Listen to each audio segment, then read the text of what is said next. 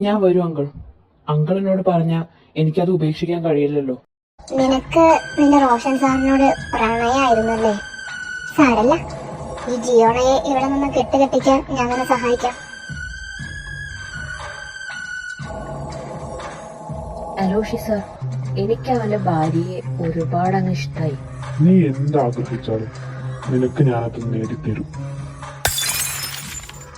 ഇല്ല, റോഷൻ എന്റെയാ. ഞാൻ ഒരിക്കലും ആ ജിയോണയെ അവന്റെ കൂടെ ജീവിക്കാൻ സമ്മതിക്കില്ല. അവനെ ഞാൻ ആർക്കും വിട്ടുകൊടുക്കില്ല.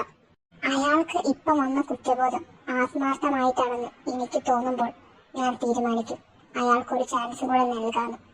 അത് സാധിക്കാത്തടത്തോളം കാലം ഞാൻ അയാളോട് അകന്നു തന്നെ നിൽക്കും.